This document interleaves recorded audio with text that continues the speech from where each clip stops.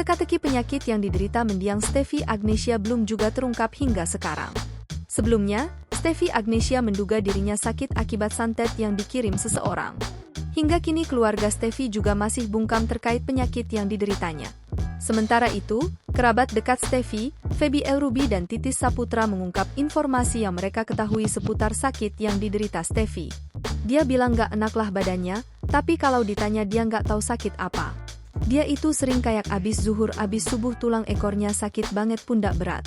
Sesakit itu sampai gak tertahankan. Cerita Feby Elruby dikutip dari tayangan Rumpi No Secret episode, Senin, 25 Maret 2024. Steffi menderita rasa sakit selama bertahun-tahun tanpa diketahui penyebabnya. Mantan istri Samuel Rizal itu sudah memeriksakan diri ke beberapa dokter dan rumah sakit, namun tubuhnya dinyatakan sehat. Anehnya, Steffi masih mengeluhkan rasa sakit yang luar biasa. Feby Elruby mengaku menyaksikan langsung bagaimana kondisi Steffi ketika kambuh. Sahabatnya itu masih terus mengeluhkan sakit padahal sudah mengonsumsi sejumlah obat pereda sakit. Dia gak pernah minta tolong ya. Waktu itu di apartemen dia tiba-tiba sakit. Sampai nyari painkiller itu dia makan painkiller sampai 2, sampai yang udah lewat.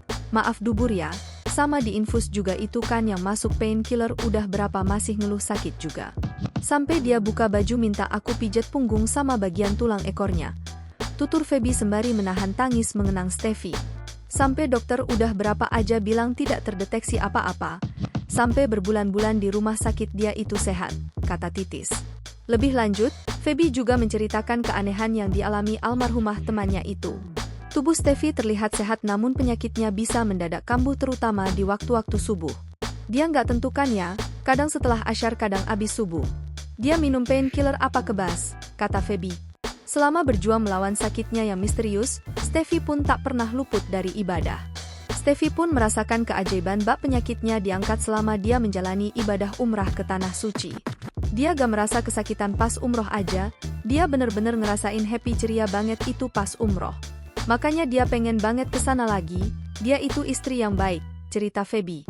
Bahkan keimanan dia sebagai seorang mualaf melebihi aku yang seorang muslim, timpal Titis Saputra. Download Tribun X sekarang, menghadirkan lokal menjadi Indonesia.